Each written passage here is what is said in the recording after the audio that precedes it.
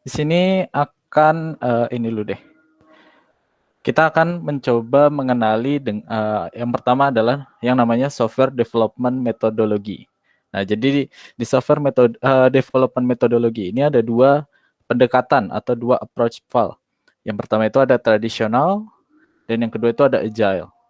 Di mana yang tradisional ini adalah yang sebenarnya ini masih cukup banyak dipakai di Indonesia, tapi memang mulai banyak perusahaan yang transisi ke agile, di mana pendekatan secara agile itu lebih adaptif dengan perkembangan zaman teknologi sekarang. Di mana kan sekarang kalau kita tahu itu cepat banget ya perkembangan teknologi, mulai dari berbagai aplikasi yang mulai beradaptasi untuk untuk menyeimbangi kebutuhan dari si konsumen itu sendiri.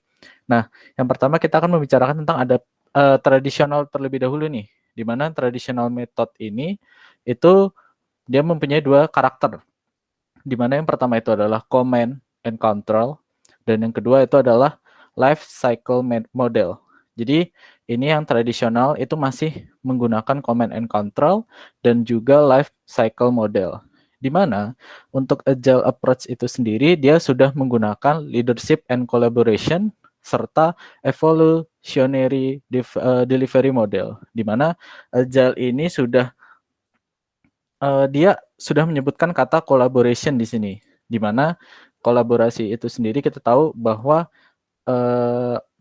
kolaborasi itu dengan bersama-sama gitu untuk membangun sebuah project. Nah, di sini kita akan lihat di sini ada dua segitiga. Yang pertama itu adalah traditional approach, di mana di sini ada tulisan features, di sini fix. Nah, kalau kita tahu traditional approach itu memiliki pendekatan untuk membuat suatu project di mana fitur yang ada di sebuah project, misalkan saya pengen bikin aplikasi untuk yang gampang ya. Misalkan e-commerce saja deh. Saya ingin membuat aplikasi e-commerce nih. Misalkan saya seorang klien dan di depan saya adalah ada seorang yang menggunakan traditional approach. Saya ingin membuat sebuah aplikasi e-commerce, tapi nggak perlu chat deh gitu. Nah, itu fiturnya berarti di awal sudah ditetapkan bahwa tidak akan ada fitur chat. Nah, nanti fitur itu adalah fix, di mana yang dimaksud fix itu adalah tidak bisa diubah. Jadi misalkan di tengah jalan ternyata kebutuhan konsumen itu adalah untuk bertanya kepada pembeli atau bertanya kepada customer service. Nah, tapi karena di awal sudah ditetapkan tidak bisa diubah atau fix, berarti nanti aplikasi itu akan dikirimkan ketika jadi itu tanpa ada fitur chat. Sementara untuk agile, dia fiturnya ini berupa variabel, di mana variabel ini adalah sesuatu yang dapat berubah-berubah. Contohnya adalah kayak kita naik pesawat. Kalau kita naik pesawat sebagai pilot, itu kondisi di luar pesawat itu variabel, mulai dari arah angin, kecepatan angin, kelembapan, itu semua adalah variabel karena mereka bisa berubah-ubah. Jadi kita nggak bisa menentukan kira-kira ini udah pasti dibutuhkan, ini tidak pasti dibutuhkan. Makanya kita membutuhkan pendekatan secara agile untuk zaman sekarang ini. Karena kita tidak tahu kebutuhan konsumen itu akan berubah atau tetap ke depannya nanti. Nah, selain itu, untuk agile sendiri, dia juga lebih mengutamakan time dan juga cost untuk untuk menunjang ataupun mengangkat quality sebaik mungkin. Kalau untuk traditional approach, karena fiturnya di sini dia fix, jadi kualitasnya itu belum tentu baik karena bisa jadi ketika sudah jadi atau ketika akan dikirimkan kepada klien, aplikasinya itu tidak sesuai dengan kebutuhan masyarakat sekarang. Nah, untuk selanjutnya, ini gambaran ya perbedaan traditional management, di mana traditional management itu adalah project management. Jadi project management itu biasanya masih menggunakan traditional management. Nanti akan dicontohkan. Salah satu contoh penggunaan traditional management itu adalah waterfall. Jadi skema waterfall itu masih dianggap sebagai traditional management. Nah, untuk yang selanjutnya, kita akan membicarakan tentang agile management. Nah, kalau agile management di sini kita bisa baca ya, focus on speed and customers, di mana kita akan berfokus kepada kecepatan atau laju dari pengerjaan dan juga customers atau dari pengguna ataupun klien. Nah, kalau yang tradisional tadi hanya fokus on control and alignment, di mana di sini kita bisa lihat ya, warna ini melambangkan ataupun mewakili tim-tim yang dia ketuai ataupun yang dia komandoi. Nah, contohnya dari sini dia mengomandoi hijau dan merah. Berarti di sini ada ketua dari hijau dan merah. Nah, di sini ada tim hijau dan juga tim merah. Nah, ini makanya kenapa traditional management itu sudah tidak terlalu cocok untuk sekarang, karena memang kalau kita lihat dari sini hierarkinya itu vertikal dia. Jadi dia dari atas ke bawah gitu komandonya. Jadi di sini dia memegang komando tertinggi. Sementara kalau di Agile, Scrum Master itu termasuk dalam Scrum Team. Jadi Scrum Master itu anggapannya adalah bukan ketua proyek, tapi dia fungsinya nanti adalah memfasilitasi dan juga menjadi yang menyusun ataupun merancang agar proyek tersebut tetap berjalan sesuai rencana. Nah, itu bedanya ya. Jadi kalian sekarang harus bisa bedain apa sih project management, apa sih Scrum Master? Karena di sini udah terlihat berbeda, di mana project management di situ dia masih memegang fungsi untuk control and alignment. Sementara untuk Scrum Master, dia ingin memaintain ataupun memastikan bahwa tim bekerja untuk fokus dengan kecepatan dan klien. Di sini kita lihat criteria adalah execution, order, and control. Tuh, udah order dan control. Berarti dia harus ada order terlebih dahulu untuk agar mereka bisa bergerak gitu. Dan di sini ada control, di mana orang-orang ini mengontrol yang ada di bawahnya. Sementara untuk agile, di sini dia adaptability, di mana mereka beradaptasi seperti tadi udah gue bilang ya. Mereka ketika pengerjaannya bisa beradaptasi untuk mengimbangi perubahan zaman teknologi. Dan di sini ada innovation dan speed, di mana inovasi tetap dibutuhkan ya tentunya untuk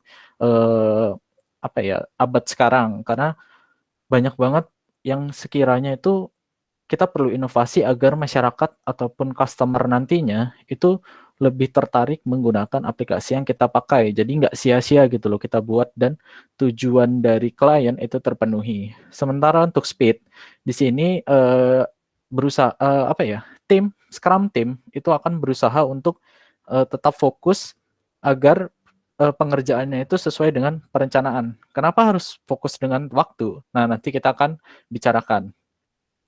Nah, ini mungkin untuk PPT-nya segitu aja. Nah, lalu di sini kita akan membicarakan tentang agile. Kan tadi udah tuh ya, kayak gambaran agile itu apa sih? Nah, sekarang kita akan mereview sedikit tentang agile metodologi. Nah, di mana agile metodologi ini? Sekarang kita akan lihat di sini. Di sini ada backlog, iteration, sama deliverables. Nah, nanti kita akan bahas apa sih backlog, apa sih iteration, apa sih deliverables. Nah, ini pertama kita akan kupas dulu ya. Gue akan kasih tahu kalian informasi awal untuk menjadi seorang Scrum Master. Backlog itu di sini kalian lihat 9 ya. 9 ini adalah sebuah task atau tugas. Jadi misalkan di sini membuat halaman login, di sini membuat halaman utama, di sini membuat database, di sini membuat verifikasi dan sebagainya. Itu akan masuk ke namanya backlog. Jadi backlog itu sendiri adalah di sini ada plan, perencanaan. Jadi backlog itu adalah kumpulan dari task ataupun tugas yang ingin dirancang agar nanti bisa dikirimkan di akhir pekerjaan. Nah, iteration itu apa? Iteration adalah sebuah iterasi ataupun pengulangan dari pengerjaan untuk mencapai nilai done. Nilai done. Jadi, produk ini pertama kita kerjakan nih. Jadi kita ikutin alur ya di sini ya. Di sini masuk, misalkan kita ngambil 3 buah backlog. 3 buah backlog ini akan kita masukkan ke dalam yang namanya nanti sprint ataupun kita ngomongnya akan kita masukkan atau kita pilih untuk dikerjakan. Nanti akan masuk ke iteration, di mana di iteration ini akan setiap selesai pengerjaan akan di daily review.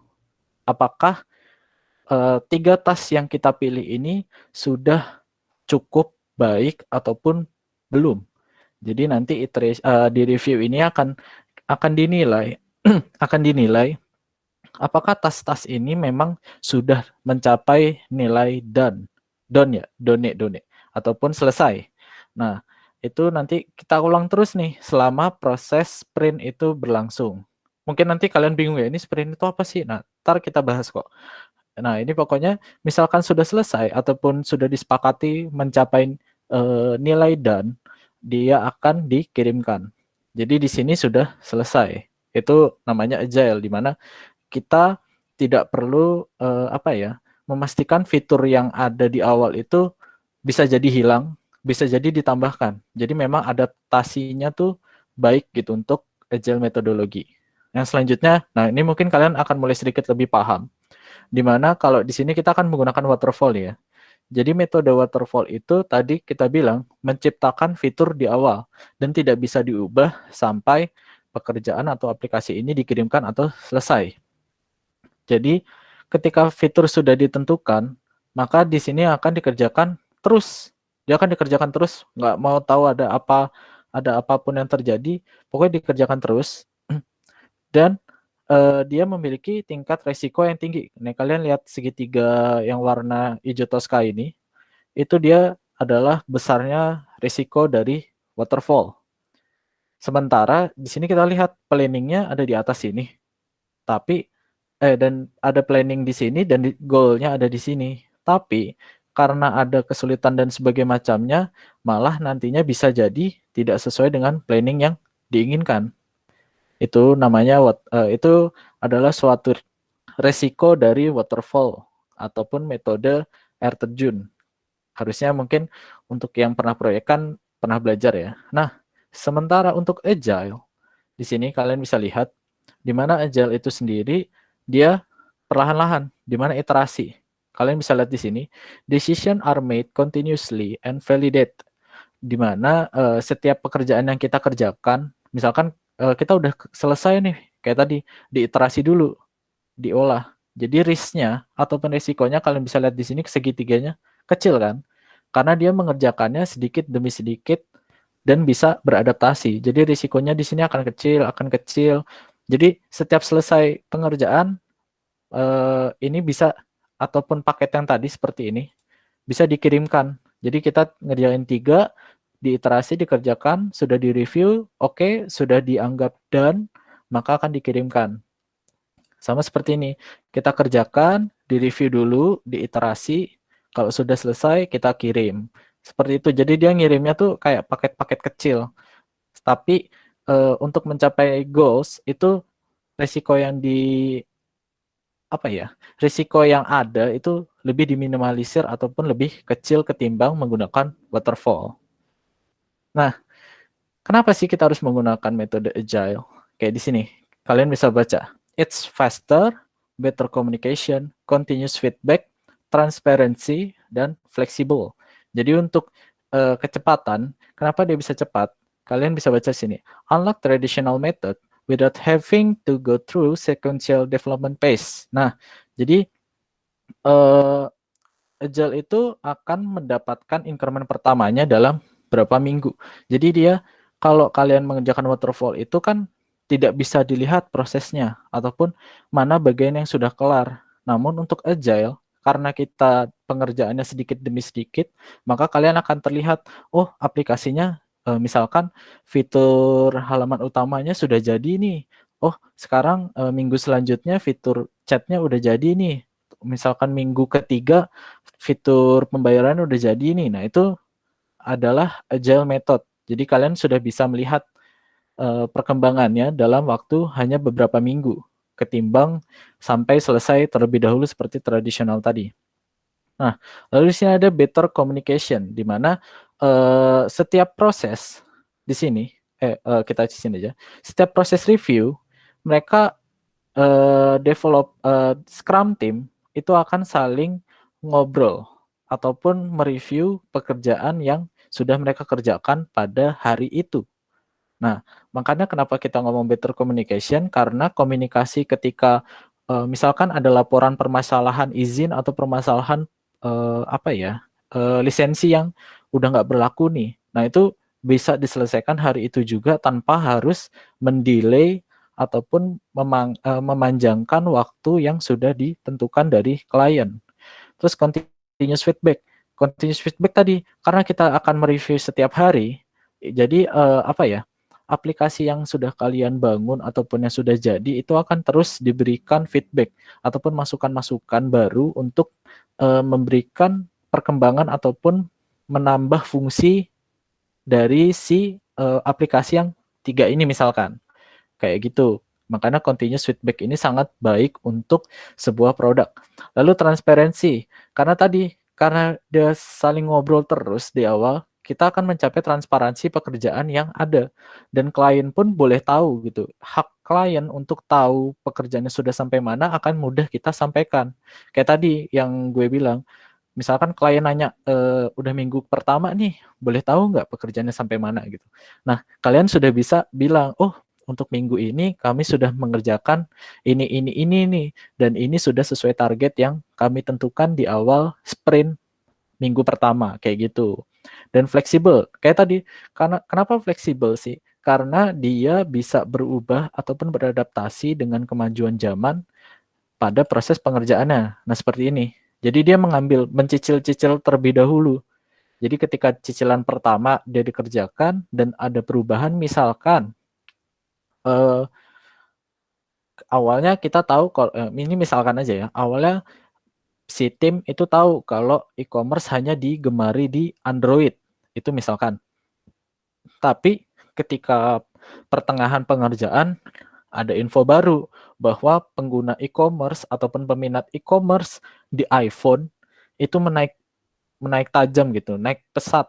Nah, di sini kita bisa mengubah misalkan codingannya yang awalnya menggunakan Kotlin atau yang notabene hanya untuk Android, bisa kita ubah misalkan ya menggunakan Flutter yang memang hybrid gitu, bisa untuk iOS ataupun Android dalam sekali penggarapan. Itu contoh dari fleksibel kayak gitu. Nah, mungkin untuk yang lain-lainnya, nah di sini adalah ada Agile Manifesto yang sangat wajib dipahami untuk setiap Scrum Master dan juga Scrum Team. Oh ya, kalian mungkin bingung ya, apa sih Scrum Team, apa Scrum Master? Kalau Scrum Master itu adalah salah satu dari role, atau role itu bahasa Indonesianya apa ya? Salah satu bagian lah ya, salah satu bagian dari Scrum Team. Jadi di sini yang harus kita pahami di dalam Agile Manifesto adalah individuals and interaction over process and tools. Jadi individu dan interaksi, kalian harus tetap mengedepankan interaksi daripada proses dan tools-nya. Terus lalu working software over comprehensive documenting, di mana kita akan memanfaatkan banyak sekali aplikasi untuk membantu kinerja dari Agile itu sendiri, ketimbang kita harus mendokumentasikannya secara manual ataupun tradisional seperti ini. Lalu yang ketiga ada customer collaboration over contract negotiation, di mana nanti klien juga akan turut serta gitu. Kita masukkan sebagai feedback, bukan feedback, sebagai orang-orang yang memberikan feedback, maksudnya seperti itu.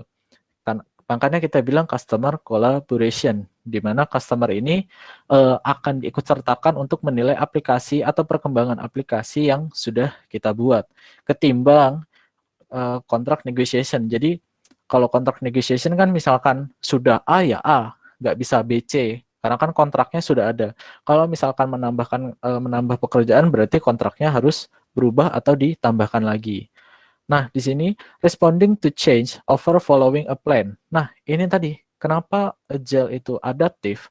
Karena ini dia responding to change atau merespon perubahan, di mana setiap ada perkembangan zaman ketika pengerjaannya atau perkembangan sesuatu atau perubahan sesuatu ketika proses pengerjaannya, dia bisa berubah dan mengikuti perkembangan tersebut. Ketimbang kayak tadi waterfall kan kita mengikuti plan ya dari awal. Kalau misalkan nggak pakai chat, ya nggak usah pakai apa, nggak bakal ada chatnya gitu. Sementara kalau Agile, dia bisa memasukkan fitur chat ke dalam pengerjaannya di tengah-tengah pengerjaan kayak gitu. Itu namanya Agile Manifesto yang wajib dipahami. Tuh. Nah, mungkin ini apa ya? Kita mungkin bahas ini sedikit aja. Jadi untuk Scrum Values itu sendiri, di sini ada openness, keterbukaan, fokus, respect, courage, dan juga komitmen. Di mana openness ini mereka saling terbuka nih antara Scrum team juga dengan stakeholder. Terus ada fokus di mana setiap orang itu harus fokus dan bekerja untuk sprint dan sprint goal dari Scrum team itu sendiri. Respect, di mana kita harus saling menghargai antar Scrum team. Courage itu adalah keberanian. Keberanian untuk melakukan dan memberikan pekerjaan yang terbaik gitu buat dari diri kalian dan juga bekerja untuk apa ya, siap bekerja dalam berbagai permasalahan yang berat.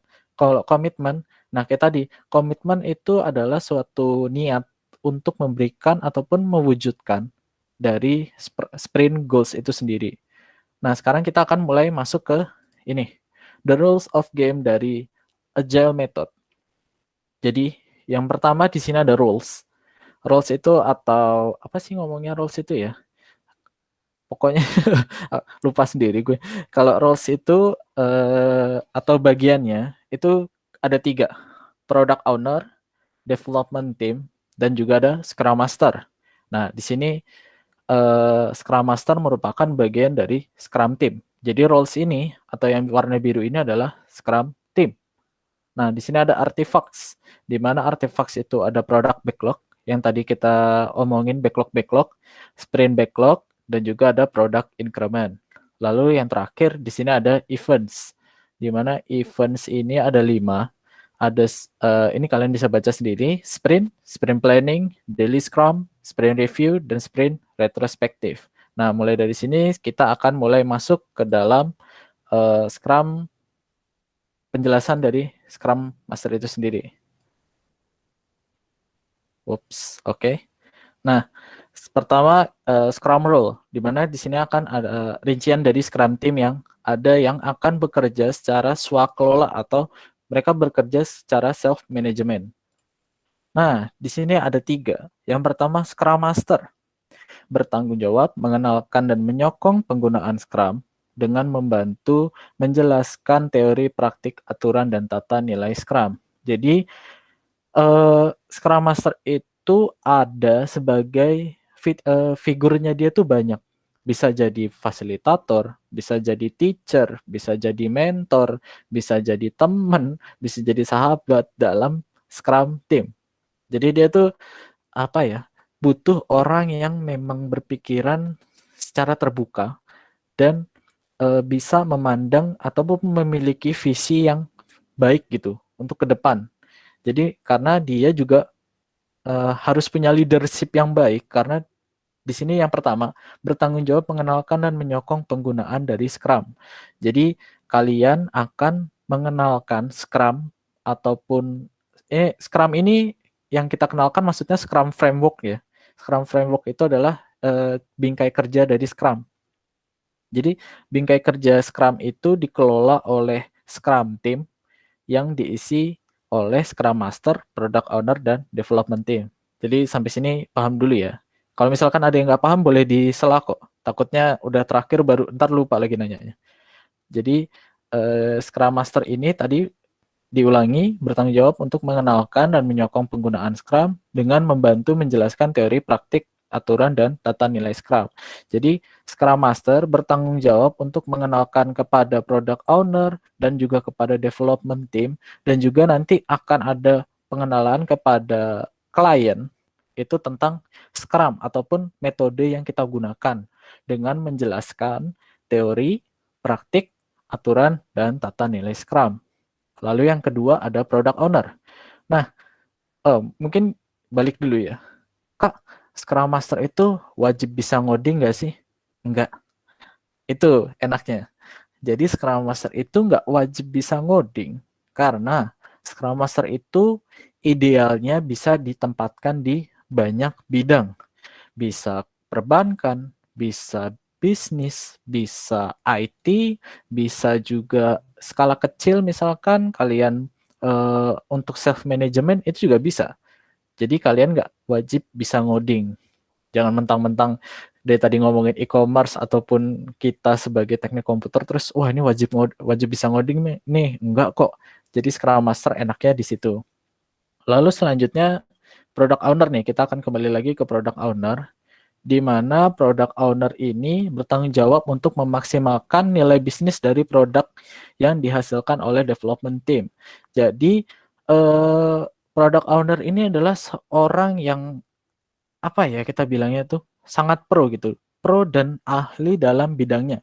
Misalkan kayak tadi kita review balik, saya sebagai klien ingin membuat aplikasi e-commerce. Nah, product owner ini yang kita pilih adalah orang-orang yang handal dan paham betul sampai dalam-dalamnya dari sebuah produk e-commerce. Nah, jadi product owner itulah yang wajib menguasai suatu bidang tertentu. Jadi misalkan, ya Kak, saya sukanya ngoding untuk ngoding doang nih, apalagi untuk misalkan untuk aplikasi mobile. Nah, kalian bisa jadi product owner ataupun development team. Tapi tidak menutup kemungkinan untuk bisa menjadi Scrum Master ya. Maksudnya kalau misalkan kalian suka pada bidang yang spesifik dan udah handal nih, udah ahli banget, kalian bisa ambil product owner ataupun development team gitu. Nah, untuk development team sendiri ya sudah dari namanya ya. Itu adalah orang-orang atau ahli yang bekerja untuk menghamparkan increment ataupun kayak tadi yang 3 produk yang kita pilih di awal itu dikerjakan oleh development team. Jadi mereka yang ngoding, yang ngedesain sebagai macamnya itu adalah development team. Sampai backlog yang kita pilih ataupun pekerjaan ataupun task ataupun tugas yang kita pilih tadi sampai menghantarkan nilai selesai untuk dirilis di akhir sprint.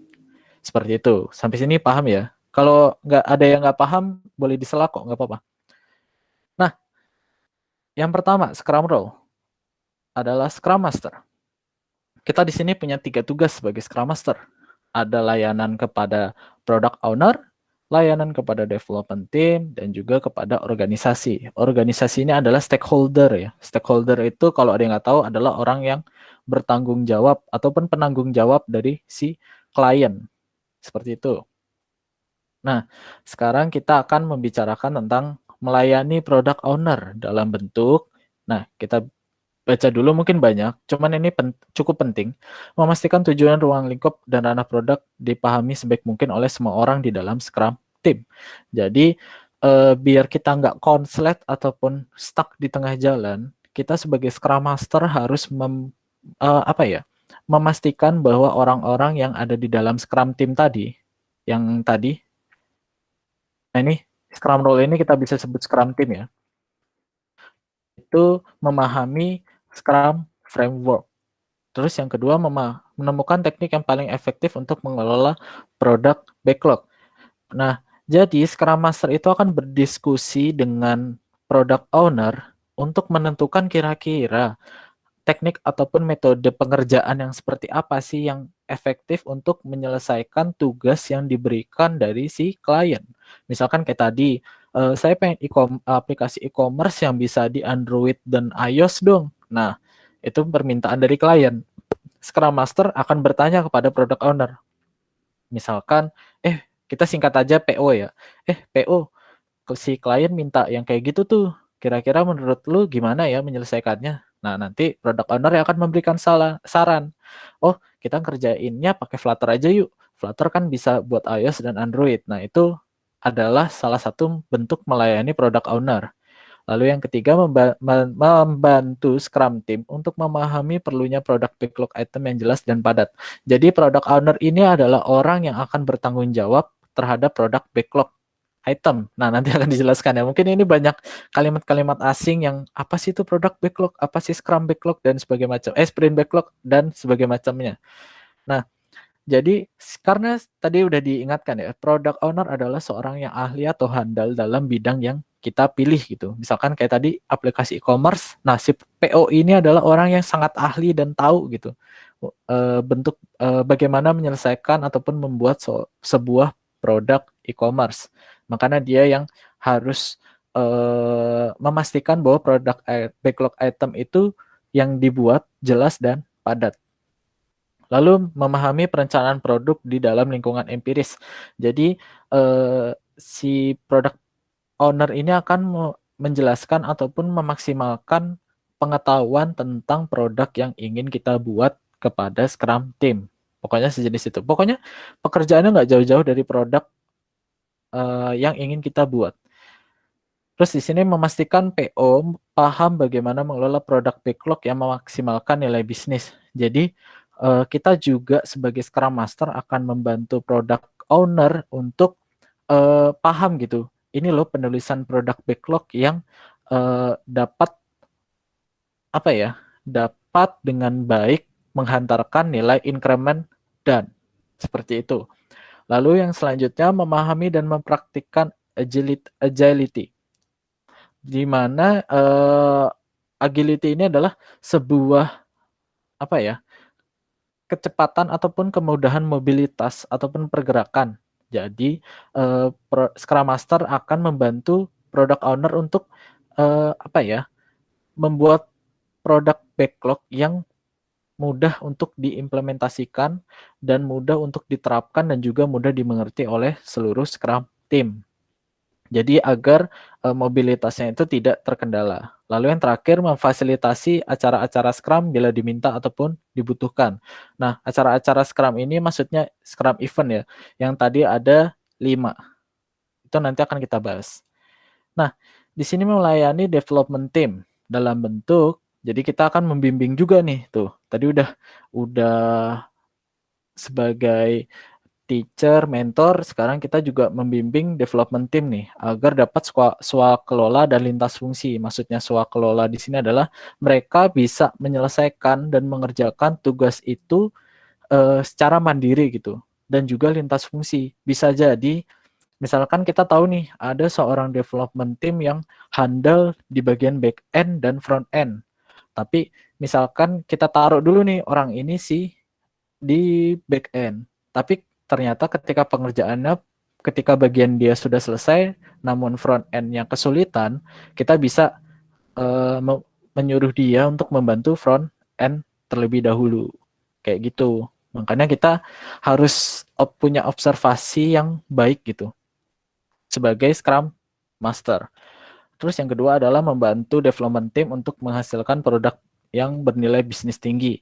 Jadi karena tadi kita juga sudah bekerja sama dengan product owner untuk mendapatkan produk backlog yang memiliki nilai bisnis yang baik, maka sekarang tujuan kita ke development team adalah untuk menghasilkan produk yang bernilai bisnis tinggi ataupun mewujudkan produk backlog yang sudah kita buat dengan product owner menjadi terwujud.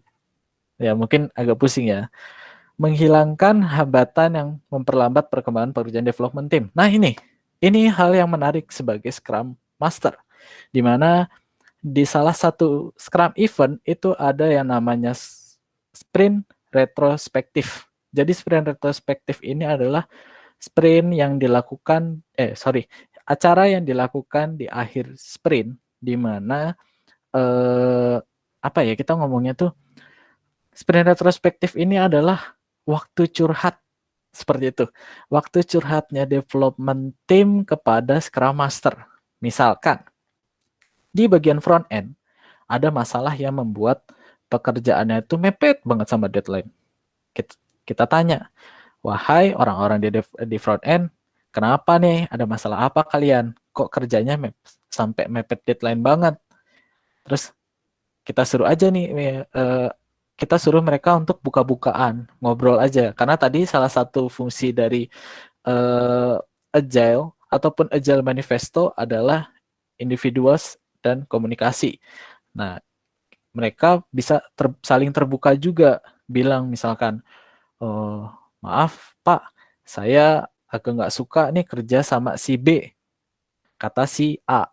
Si B orangnya ini banget Pak, malas banget Pak, terus juga lelet, terus kalau ke kantor bau lagi Pak. Nah itu kan bisa jadi kita tahu nih, oh ternyata permasalahannya ada di sini.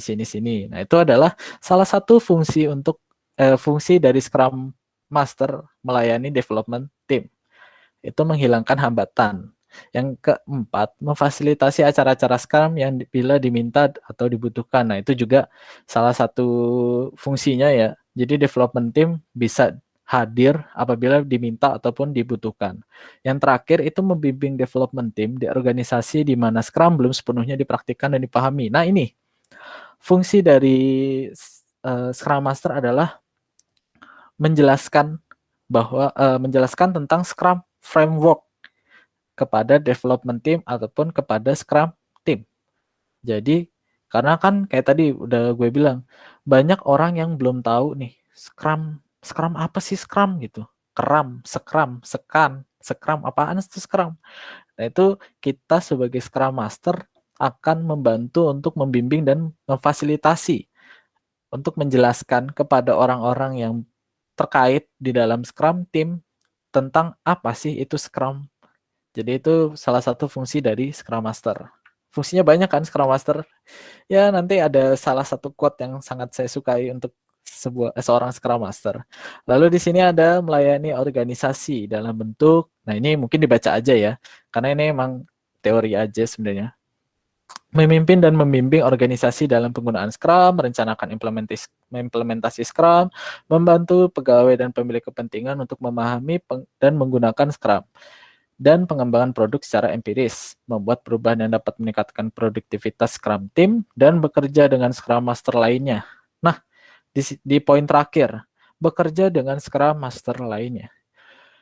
Dalam sebuah project, ada satu hukum yang sangat wajib ditaati oleh Scrum Team ataupun dalam penggunaan Scrum Framework, di mana untuk satu produk hanya boleh ada satu product owner, tapi boleh punya lebih dari satu Scrum Team. Jadi intinya nanti dia kayak bercabang gitu. Ini mungkin ada pennya ya. Kita pen. Jadi di sini adalah PO, hanya boleh ada satu. Nah nanti di sini akan ada Scrum Master lainnya. Misalkan di sini kita butuh 2. Scrum Master 1, Scrum Master 2. Kok jadi P?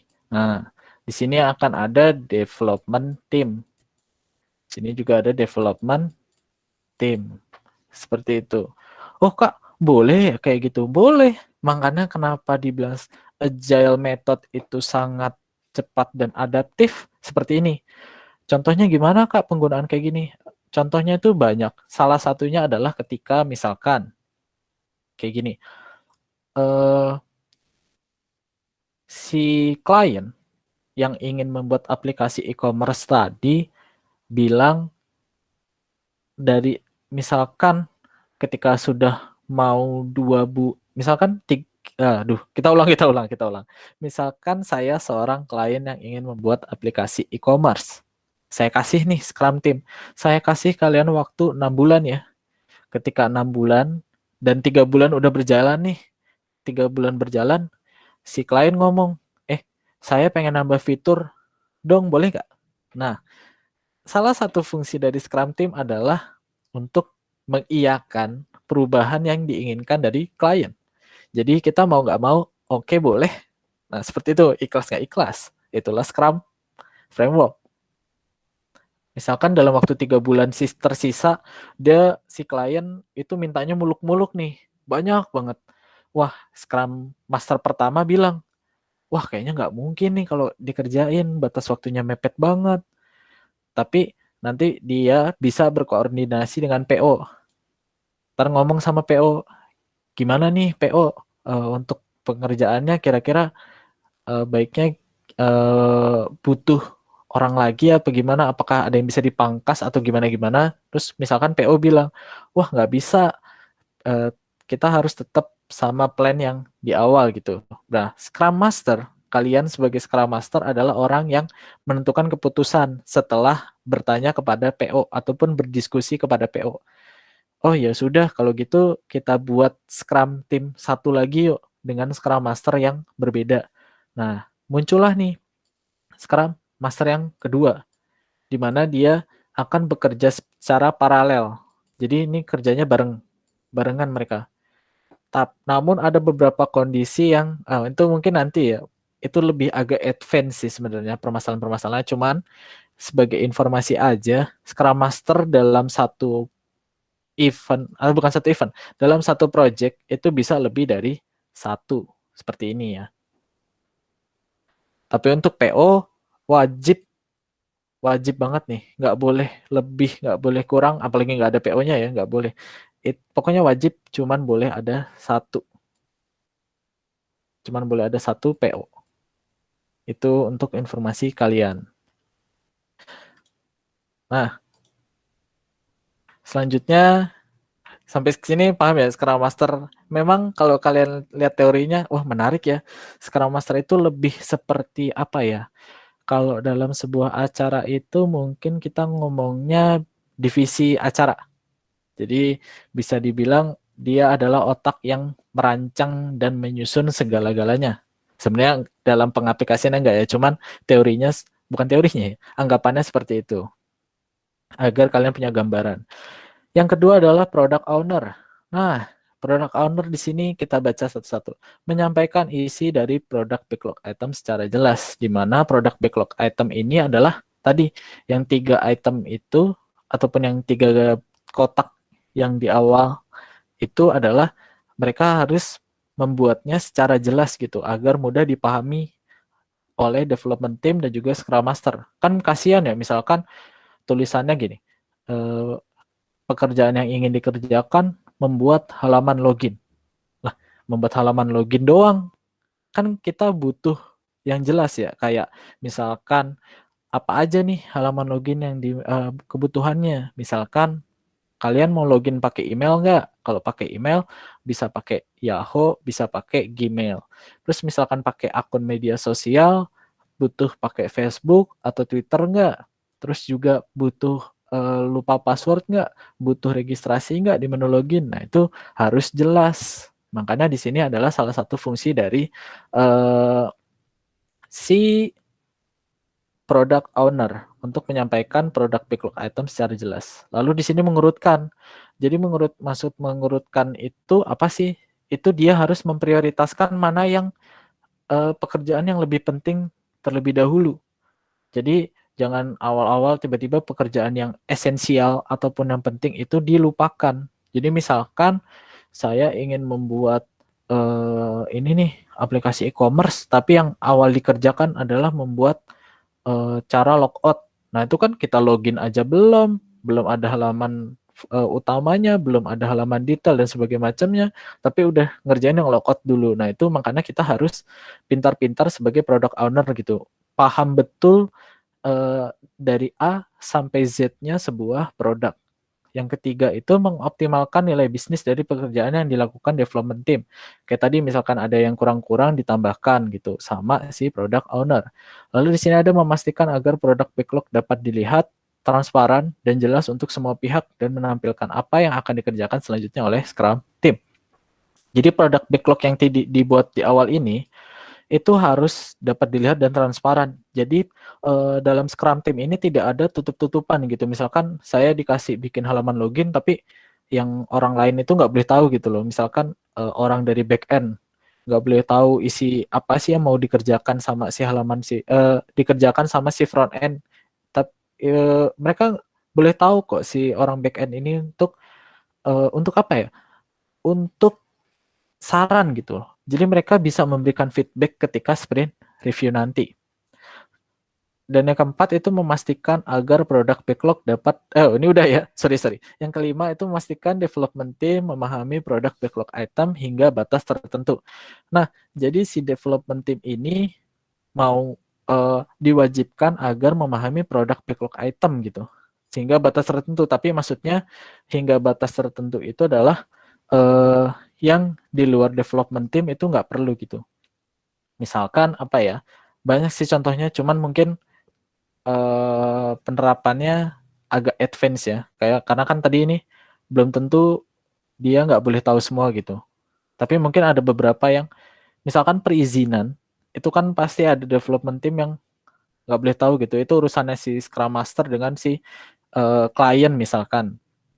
Itu adalah salah satu batasan untuk hingga batas tertentu seperti itu. Yang ketiga atau terakhir itu development team.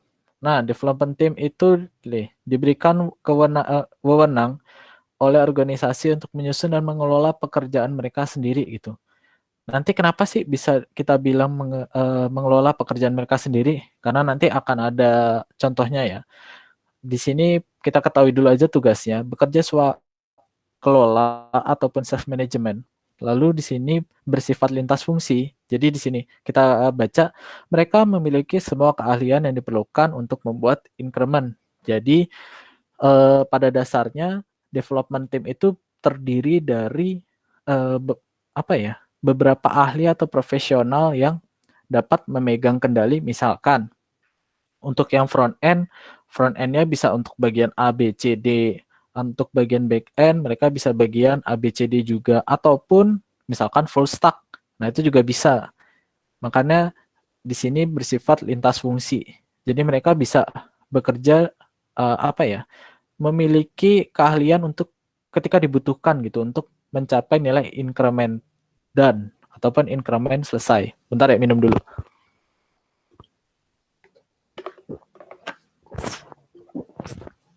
Oh, ada yang nanya. Bentar. Gimana exitnya?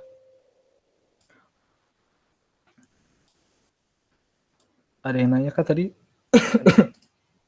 Oh, nih. Oh, oke. Dilanjutkan lagi. Nah, seperti ini. Nah, yang ketiga, Scrum tidak mengenal jabatan untuk anggota development team, terlepas jenis pekerjaan yang mereka lakukan.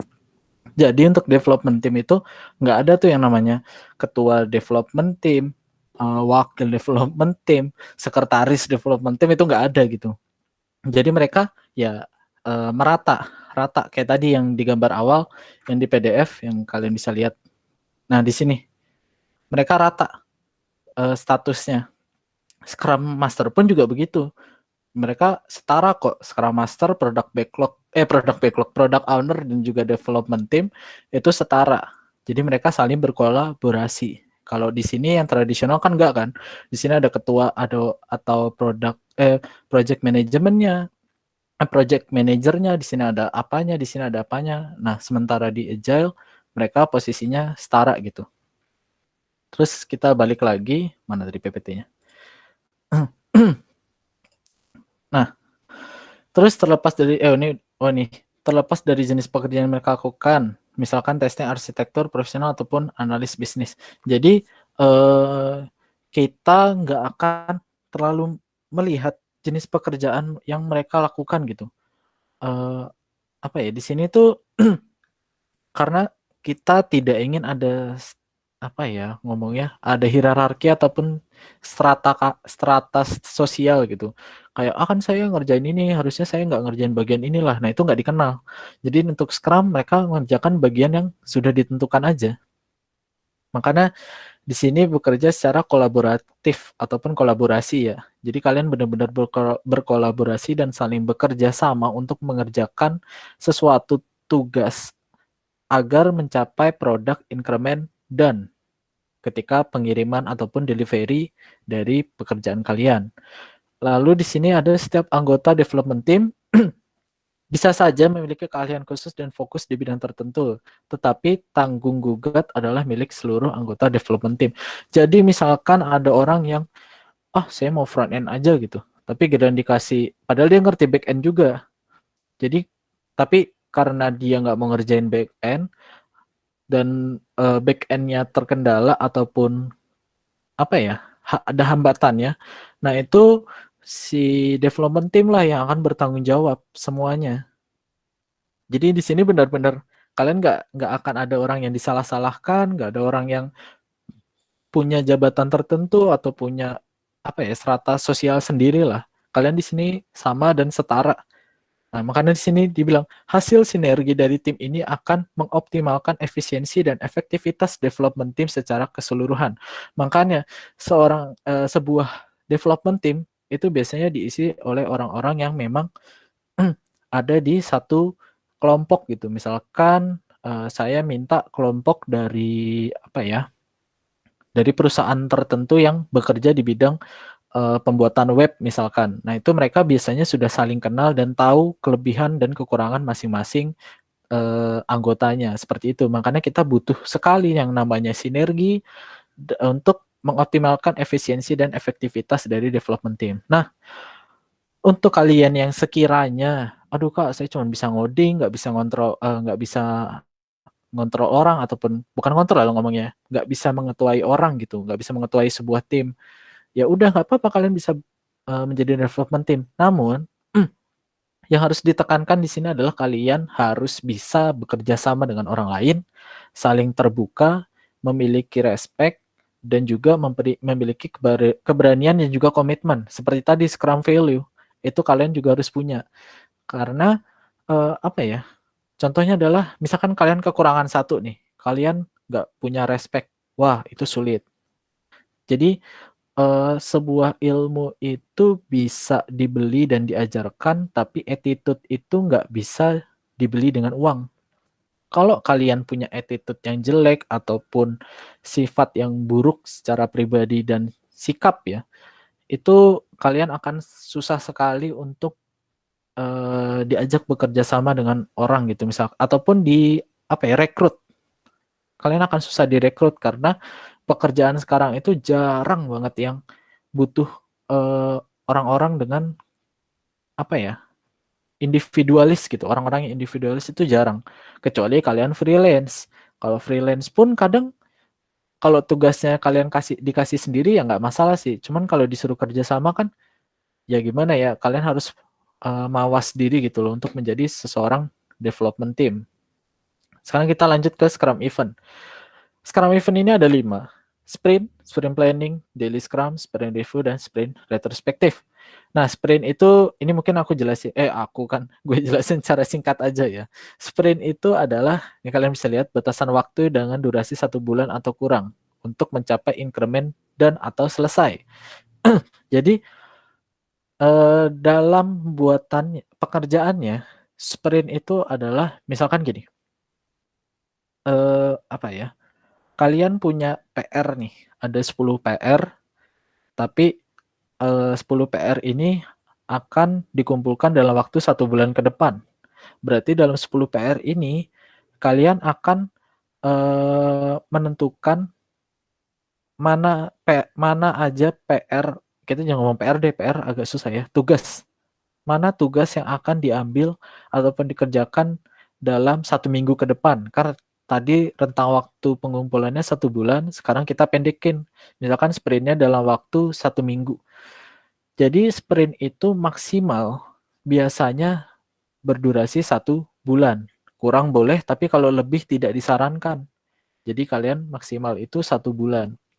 Sprint itu adalah jangka waktunya. Sementara sprint planning adalah tadi, dari 10 tugas yang kalian punya, misalkan kita ambil waktu sprintnya 1 minggu ya, mana coret-coretan. Kita ambil 1 minggu, 1 weeks. Wow, bagus sekali. Nah, dalam 1 week ini misalkan di sini kita punya 10 task. Nah, dari 10 task ini kita akan pilih untuk dikerjakan untuk week pertama. Kita ngomong gimana ya? Misalkan di sini week pertama, di sini week kedua, di sini week ketiga, di sini week keempat. Nah, ini adalah sprint planning. Jadi kita akan menentukan yang ini dulu nih di minggu pertama. Mana sih tugas yang akan kita kerjakan? Misalkan tugas bernomor 1, 3, 7, 4. Misalkan kayak gitu. Itu namanya sprint planning. Jangka waktunya ini 1 minggu. 1 minggu ini adalah sprint. Jangka waktu ini adalah sprint ya. Kotak ini adalah sprint. Menentukan ini namanya sprint planning. Daily Scrum, ingat, daily. Daily itu apa? Bukan merek coklat, tapi merek tapi harian maksudnya. Jadi setiap harinya, ini misalkan dalam satu minggu ada 7 hari nih. Ada gimana ya? Ada 1, 2, 3, 4, 5, 6, 7. Ada 7 hari. Jadi setiap satu hari ini kita akan namanya daily scrum. Di mana daily scrum itu biasanya 15 menit dilakukan setiap hari selama sprint berlangsung. Biasanya daily scrum ini dilakukan di awal hari, di pagi hari. Misalkan kalian akan proses kerja mulai jam 8.00. Berarti kalian akan daily scrum di jam 8 sampai maksimal 8.15. Wah, anak acara banget kan nih. Nah, ini kalian akan melakukan daily scrum, di mana kalian di sini akan ngobrol antara Scrum Master dan juga development team. Kira-kira tugas mana yang ingin dikerjakan atau progres kerja yang kemarin belum selesai. Misalkan di sini ngerjain progres 1, tapi di hari kedua belum selesai. Nah, nanti kalian bilang di daily scrum, Pak, saya belum selesai, Pak, ngerjain tugas nomor 1 di hari kemarin. Saya ingin mengerjakannya dan menyelesaikannya di hari ini. Oke, kalau gitu berarti pengerjaan sekarang adalah pengerjaan tugas nomor 1. Kayak gitu, daily scrum. Lalu di sini ada sprint review. Sprint review.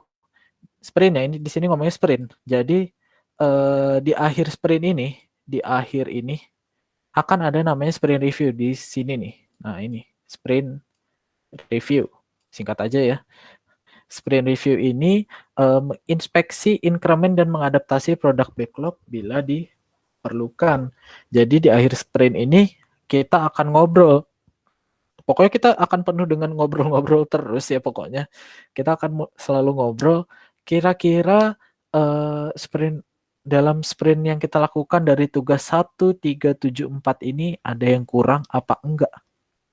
Kalau ada yang kurang, kita akan tambah backlog baru ataupun tugas baru misalkan. Untuk ini misalkan kita ingin menambahkan tugas 7 nih Pak. Tugas 7 kemarin masih kurang bagus lah. Oke, kalau gitu kita masukkan sebagai produk backlog baru. Di sini ada 10 task, jadi ada 11 task totalnya. Jadi ada 11 task, misalkan 7.1, jadi 7.2 sama ada 7.1, ada 7.2. Di sini kita akan mengerjakan 7.2. Kayak gitu. Itu namanya sprint review. Jadi kira-kira apa sih yang kurang-kurang dari sprint yang kemarin sudah kita lakukan dan perlu nggak kita mengadaptasi produk backlog yang baru?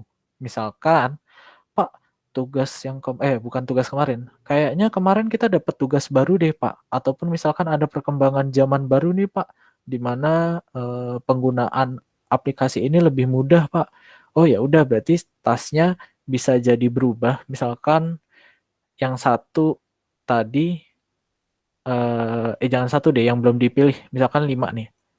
5, tugas 5, tas 5 itu perlu kita ubah atau kita improve agar lebih baik ataupun agar keseluruhan produknya ketika di akhir sprint ini di sini situ itu udah selesai gitu.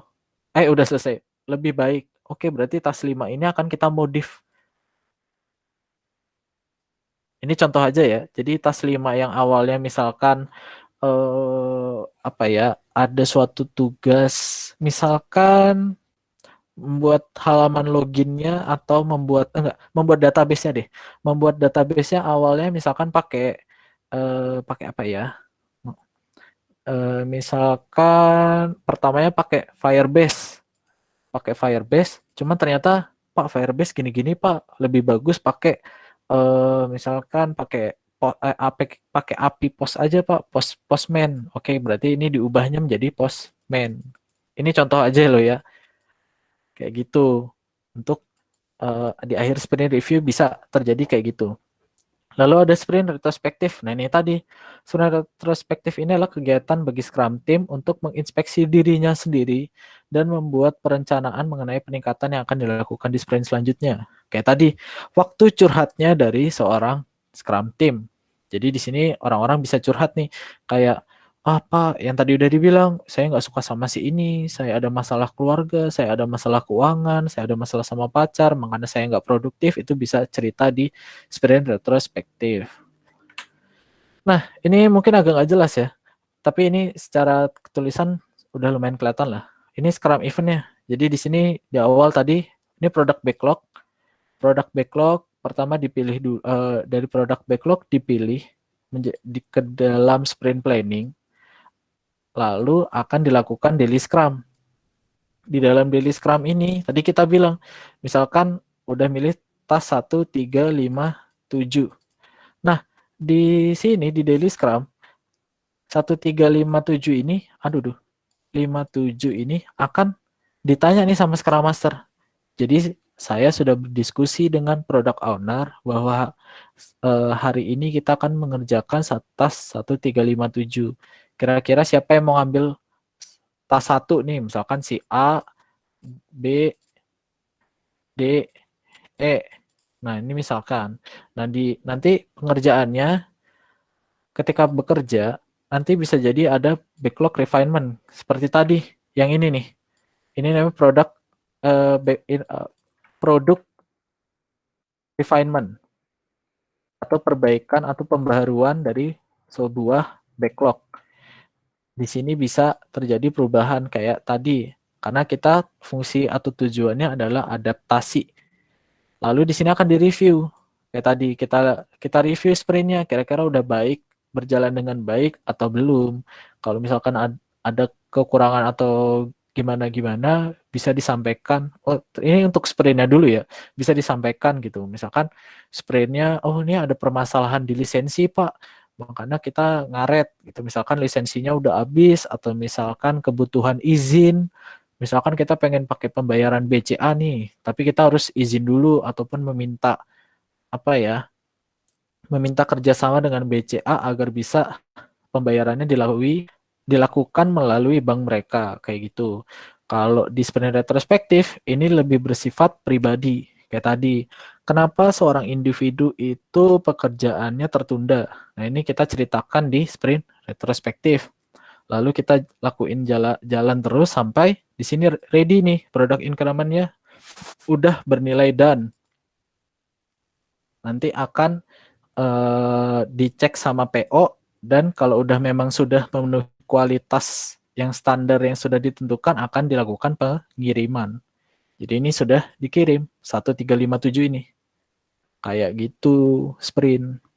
Nah, untuk yang sisa-sisanya kayak 2, 4, 6, 8, 9, 10 itu bisa dikerjakan di selanjutnya. Misalkan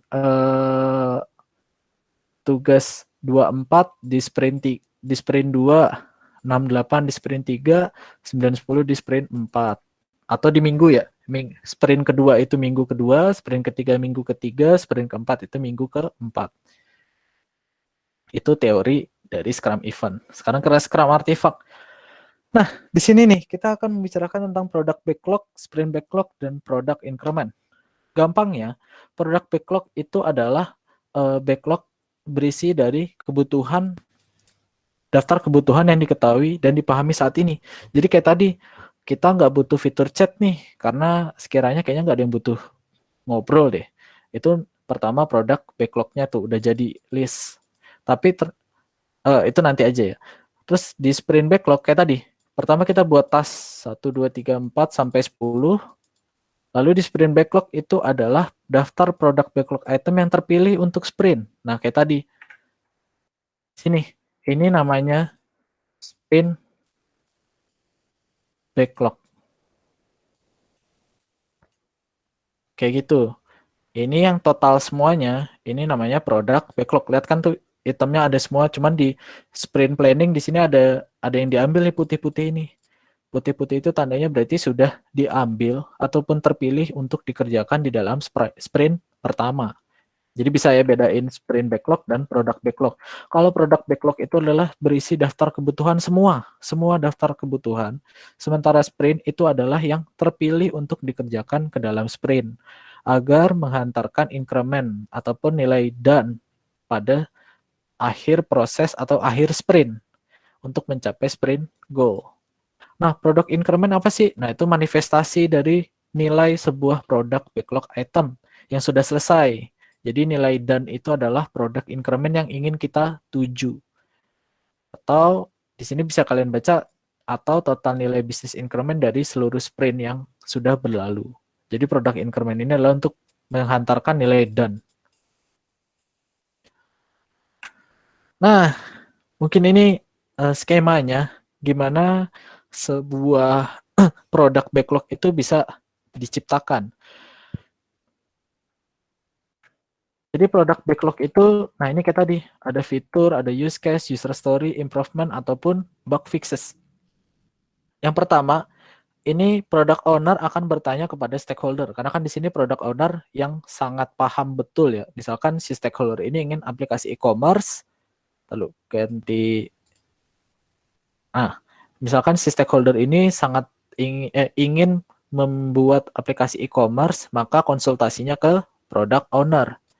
Jadi nanti product owner akan menjelaskan ataupun membantu memilih kira-kira fitur apa aja gitu loh yang dibutuhkan di aplikasi e-commerce yang si stakeholder inginkan. Nah, ini responsible for content, availability, dan ordering. Jadi untuk konten-kontennya, untuk ketersediaannya, dan juga untuk ordering. Ordering ini itu tadi prioritas ya, mengurutkan prioritas mana yang dibutuhkan.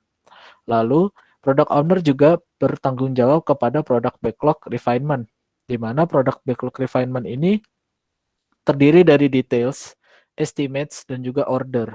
Jadi details itu adalah detail pengerjaan kayak tadi. Misalkan halaman login, kalian pengen pakai email. Emailnya apa aja? Dijelasin. Gmail kah, Yahoo Mail kah, atau Rocket Mail kah, atau Outlook. Outlook kan sama, kan bisa jadi kan. Untuk estimates itu ditentukan oleh development team. Responsible for estimate the processing. Jadi misalkan si stakeholder ingin halaman login nih, tanya dulu nanti product owner, development team, si stakeholder pengen halaman login yang A, B, C, D nih, kalian kira-kira butuh waktu berapa hari ya? Nah itu saya development team akan bilang kayaknya butuh 3 hari deh. Oke 3 hari ya, nanti akan ditentukan di product backlog refinement. Order itu tadi untuk prioritas pengerjaan. Jadi ini product owner yang akan bertanggung jawab untuk mengurutkan prioritas. Nah, product backlog itu terdiri dari ini. Ada fitur, ada use case, ada user stories, improvement, dan bug fixes. Nah, ini namanya secara keseluruhan adalah product backlog. Untuk satunya, misalkan saya ingin halaman login, itu adalah namanya product backlog item. Satu product backlog. Jadi product backlog terdiri dari beberapa product backlog item atau PBI. Jadi isinya tadi ada description, order, estimate, value, dan juga test description. Misalkan tes ini adalah kebutuhan apa ya? Misalkan verifikasi. Nah, itu tesnya kayak gimana buat nanti ke development team bagian software quality assurance seperti itu. Tapi biasanya yang digunakan ataupun diterapkan ataupun diletakkan di dalam product backlog ini adalah user story. Apaan tuh Kak user stories?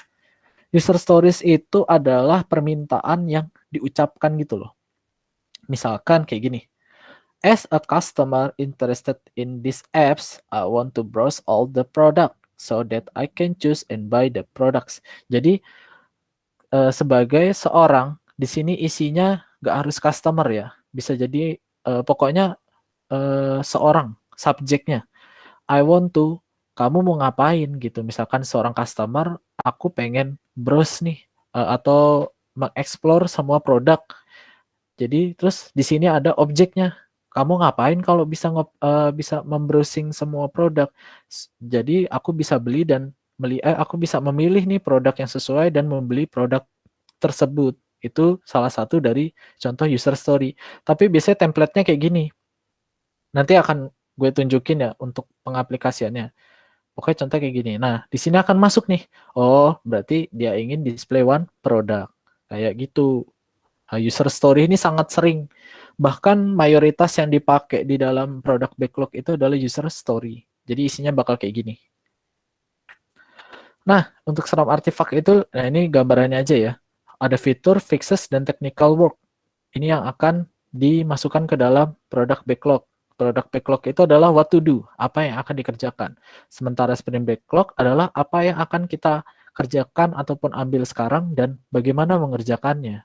Lalu di sini adalah bagaimana itu berakhir atau bagaimana itu selesai. Ini tuh ada di product increment. Nah, tiga ini adalah sebuah Scrum artifact. Lalu setelah ini bernilai done, maka di sini terbentuklah atau terwujudlah sebuah shippable software. Oke, mungkin sampai situ aja. Ada yang mau ditanyain nggak? Oh, sedikit lagi. Ya udahlah. Ada yang mau ditanyain mungkin? Contohnya bang. Halo. Siapa tuh? Oh, nih.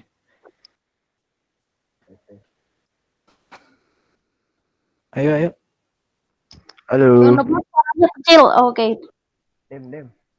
Contoh yang Trello sama Oh iya, lupa. Ini contoh Trello. Ini Trello ini versi simple atau light-nya dari dari Atlassian Jira ya. Nah, ini misalkan ini kemarin gue dapet tugas nih ngerjain pemrograman game. Nah, itu awalnya ini tuh ada di si artis. Nah, misalkan kayak gini awalnya ya. Nah, si artis ini sedang mengerjakan ini semua nih. Berarti nanti akan masuk ke doing dulu. Misalkan ini semua masuk ke doing. Oke, berarti kita tahu nih sebagai pengamat, kita melihat kalau si artis sedang mengerjakan desain musuh, desain karakter, pembuatan logo game, pembuatan aset game, perancangan UI, dan desain level dan map. Misalkan ini belum ya. Misalkan ini belum. Nah, kita lihat di sini 3 tugas ini sedang dikerjakan sama si artis. Lalu setelah mengerjakan ternyata sudah masuk ke bagian review. Atau ini dulu deh, 2 dulu. Oh, berarti mereka minta desain musuh dan desain logo game yang sudah dibuat untuk di-review ataupun kita nilai gitu. Biasanya di sini ada fotonya nih, ini desain musuhnya lo ada banyak gitu. Di sini ada pembuatan logonya ada banyak juga. Kalau misalkan tim 5 orang ini setuju kayak oh desain musuh oke, pembuat logonya juga oke. Berarti kita akan masuk ke nilai dan kayak gitu. Ini Trello sangat simple. Sekarang kita akan pindah ke dalam Atlassian Jira. Nah, ini sangat kompleks dan nggak terlalu user friendly kalau menurut gue ya. Contohnya kayak gini. Kita ingin masuk ke dalam workflow. Jadi Jira ini punya workflow atau alur kerja. Jadi kayak skema kerjanya kayak misalkan ini nih. In development itu nggak bisa masuk ke terminate atau ke done karena sudah diatur oleh workflow-nya. Jadi si in development cuman bisa ke in QA atau ke reject kayak gitu. Gimana cara lihatnya? Cara lihatnya sangat rumit. Nggak rumit sih, cuman agak repot aja. Pertama ke settingnya dulu, lalu ke issues, baru ke workflow.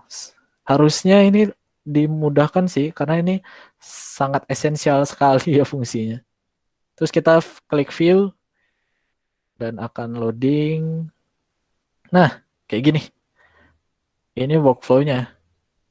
Yang kayak tadi, in development itu cuman bisa ke in QA atau reject kan. Nggak bisa ke done atau ke terminate karena dibatasi ini workflow ini.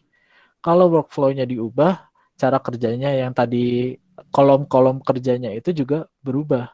Ini adalah patokan utamanya dari Jira. Kita kembali lagi ke project-nya. Nah, di sini ada 3 board. Yang pertama itu ada board research documenting. Lihat, ini tugasnya sebenarnya udah selesai sih. Ini backlog. Nah, ini yang tadi gue bilang backlog terdiri dari gini. As a user, I want to be able to see the deficiency of my points for a reward. Jadi ini user story.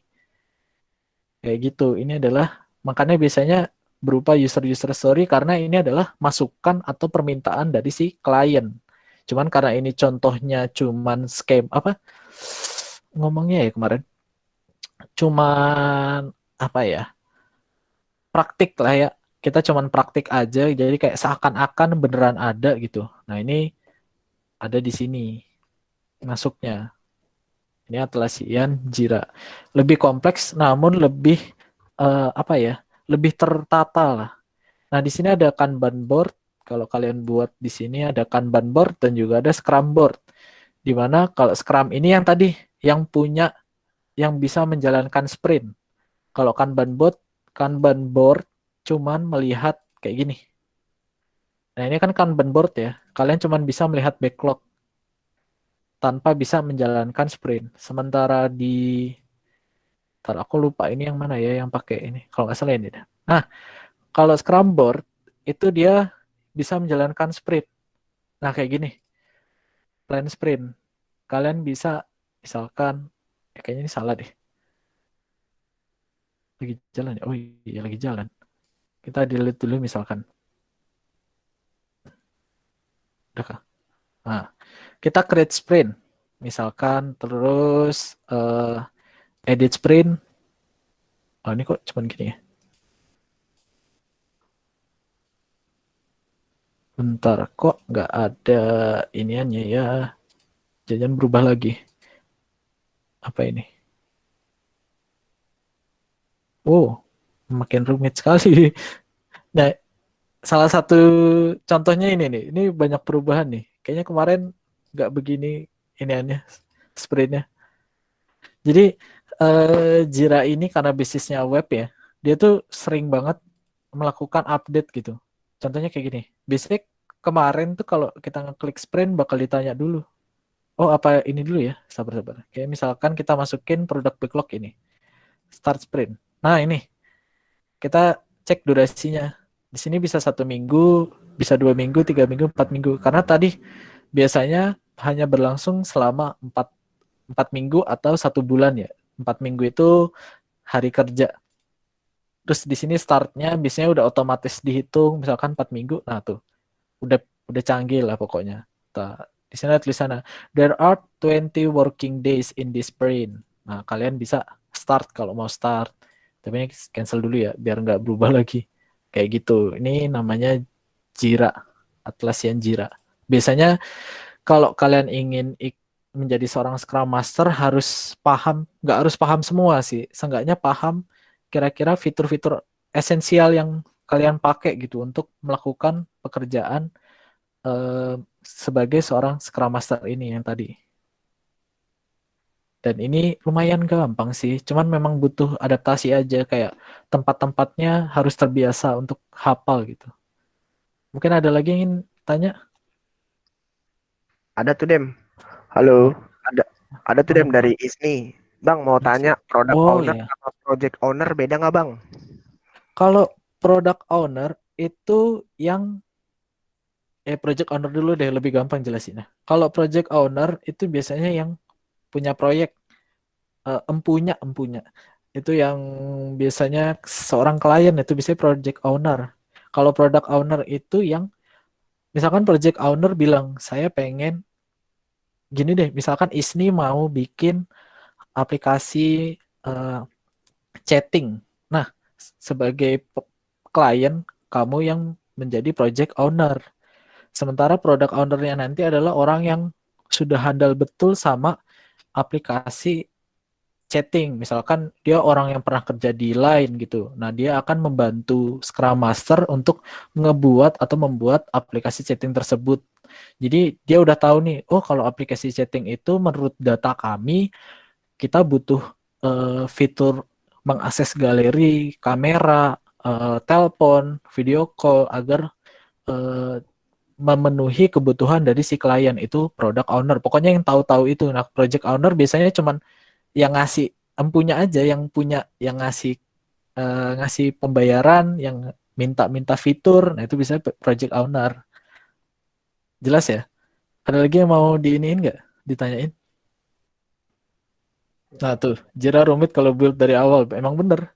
Sangat-sangat rumit kalau awal-awal tuh. Jadi kalian emang harus belajar step by step dan apa ya? Trial and error. Apalagi ngerjain workflow itu ya. Itu lumayan bikin pusing. Ada lagi yang mau ditanya? Iya makanya. Bang, kalau dalam sebuah sprint boleh nambah backlog nggak? Kalau dalam sebuah sprint boleh nambah backlog. Misalkan dalam sprint 1 minggu ada kayak tadi, ada 4 backlog ya, 1, 3, 5, 7. Udah kelar nih dalam waktu 3 hari misalkan. Wah cepet banget kan?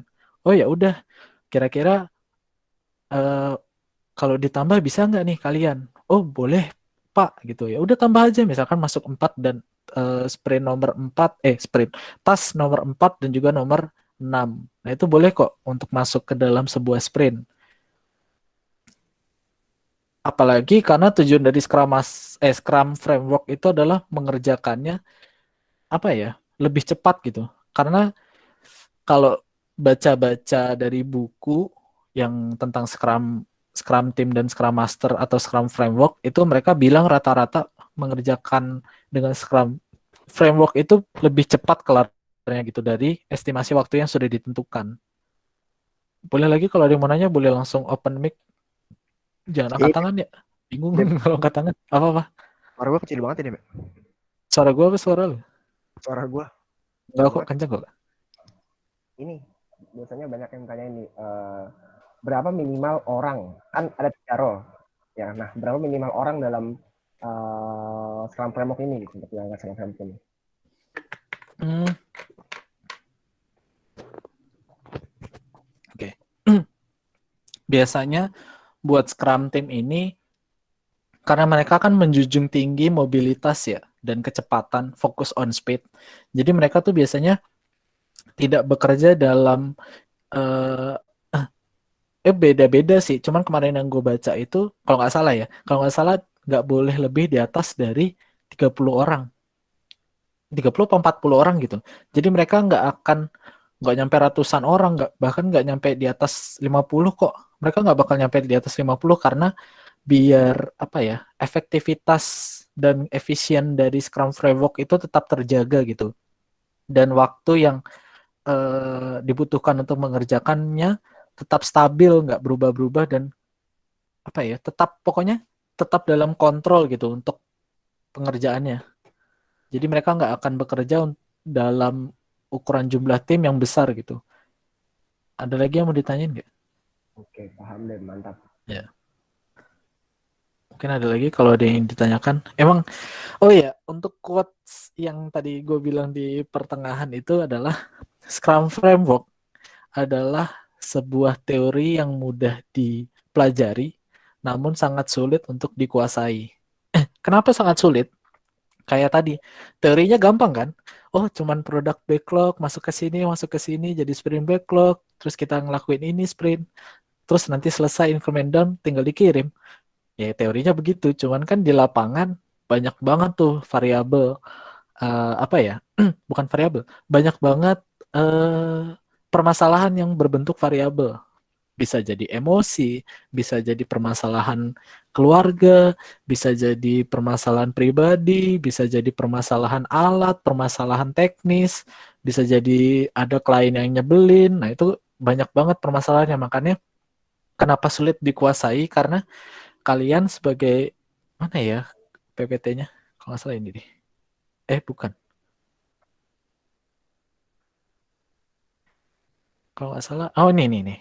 Nah, kalian sebagai Scrum Master itu bisa digambarkan sebagai Scrum Police, Hero, Scribe, Sekretari, Team Boss, Admin, Chairman, Coffee Clerk, atau ini fasilitator bisa, Coach bisa, Teacher bisa, Servant Leader bisa, Manager juga bisa, Change Agent bisa, Mentor juga bisa. Karena ini definisi orang-orang ya. Karena kerjaan kalian itu memang cukup beragam sebagai Scrum Master. Makanya kenapa dibilang Scrum Master itu pekerjaan yang dengan teori yang mudah, tapi ya itu banyak kendalanya nanti. Makanya sangat sulit untuk dikuasai. Kayaknya jarang deh ada yang dibilang Scrum Master ideal gitu. Karena ya namanya manusia kan ya, apalagi menghandle interaksi antar manusia, nggak selalu bisa gitu. Jadi ya sangat sulit untuk dikuasai. Cuman kalian pasti bisa kok. Tenang aja. Untuk sertifikasi Scrum Master apakah ada? Ada. Sertifikasi Scrum Master itu apa ya kemarin nama singkatannya itu? Bentar ya. Scrum.org. Scrum. Iya, di sini ada kok. Oh, agak ngelik ya. Nah, ini ada sertifikasi. Oh iya nih, PSM, Professional Scrum Master. Tuh, Product Owner juga ada. Tuh, macam-macam kan? Bener. Scrum with Kanban juga ada. Tapi biasanya ini sih yang dicari orang-orang. Soalnya kalau kalian udah punya ini, daftar menjadi Scrum Master bisa, jadi Project Manager juga bisa. Itu enaknya jadi punya sertifikasi ini. Tadi ada yang nanya ya? Oh nggak ada. Ada lagi yang mau nanya? Selamat malam Bang Dema. Malam-malam. Izin bertanya Bang. Tadi Iya, yang backlog produk itu adalah yang semacam membuat list gitu ya? Benar bukan? Iya. Nah itu bagaimana cara membuat backlog produk awalnya gitu? Apa aja yang perlu dipersiapkan? Oh, Ya, oke. makasih. Iya, sama-sama. Kita kembali ke sini tadi. Sangat penuh coretan. Mana tadi? Nah, ini tadi. Gimana cara awalnya kita tahu? Biasanya di sini ada product owner sama scrum master yang saling bekerja sama dengan stakeholder. Kita bertanya-tanya nih, kayak kalian sebagai stakeholder butuh apa aja, butuh fitur apa aja untuk aplikasinya. Nah, nanti kayak tadi nih, product backlog itu bisa terdiri dari user stories. Biasanya user stories ini adalah yang disampaikan dari stakeholder. Kayak tadi, kalau saya sih, nih, misalkan dia pengen bikin aplikasi e-commerce. Terus si stakeholder bilang, kalau saya menjadi customer, saya pengen bisa nge-browsing semua produknya nih. Jadi nanti saya bisa memilih dan membeli produk yang saya inginkan. Nah, itu adalah salah satu langkah untuk membuat produk backlog yang sudah, bukan yang sudah, langkah awal untuk membuat produk backlog item agar menciptakan kumpulan produk backlog item yang disebut namanya produk backlog. Itu awalnya kayak gitu. Jadi kita kayak sesi sharing dan tanya jawab sama si stakeholder atau orang yang si empunya atau project owner. Jadi nanti akan tercipta user stories ini. Kayak tadi yang di sini kayak gini nih. Nah, as a user, I want to able to get search engine features. Nah, kayak gitu. Digunakan untuk mencari informasi course yang diinginkan. Nah, ini description-nya biasanya adalah sebuah, kayak tadi yang dibilang, nah, details. Jadi, ada detailsnya, bisa ada penjelasan lebih lanjutnya. Misalkan warnanya juga bisa, warna, font, terus apa lagi ya? Tata letak, biasanya stakeholder juga bisa minta. Kalau mereka nggak minta ya berarti nanti biar development team yang eh, ngurus gitu. Nah nanti dan product owner yang akan menilai. Makanya di sini dia bisa bilang kontennya kan, konten dan ordering dari prioritas. Jelas nggak? Siapa tadi, Michael ya? Atau ada yang? Iya, jelas Bang. Oke. Boleh minta PPT-nya Bang? PT yang boleh nanti aku kasih kok. Oke, makasih. Yuk sama-sama. Ada lagi yang mau bertanya nggak? Apa tuh? Kalau milih untuk sprint backlog dari produk backlog tuh ada ketentuannya nggak Bang? Mana yang harus dikerjakan di sprint yang lebih dulu? Nah itu makanya tadi fungsi dari product owner itu adalah ordering. Jadi ketika si stakeholder ini minta suatu fitur, di sini akan ada namanya order. Oke, kita kasih unjuk. Nah di sini kalian kalau lihat, nah aku nggak jadi gede. Nah panah-panah ini adalah prioritas. Kita balikin dulu. Misalkan, nah ini kita lihat. Di sini prioritasnya medium. Sementara ini dalam satu fitur yang sama ya. Kita ini deh. Bentar, aku lupa. Gue lupa. Web development, backlog. Nah ini, Epic. Udah selesai semua ya. Kok Kenapa nggak bisa dilihat? Nah, ini misalkan kayak gini. Dalam menu dashboard, di sini ada yang kita buka aja. Nah, di sini prioritas ini adalah ordering. Jadi product owner yang bertanggung jawab untuk menentukan apakah ini sangat esensial ataukah sangat penting di prioritas highest atau high aja. Mereka penting, cuman tidak tidak sepenting ini nih yang bernilai highest. Misalkan login. Login itu kan sangat penting. Logout bisa dinilai sebagai high aja gitu karena mereka nggak tentu harus logout tapi bisa ditinggalkan misalkan kayak aplikasi HP. Cuman fiturnya tetap harus ada kayak gitu loh, login dan logout.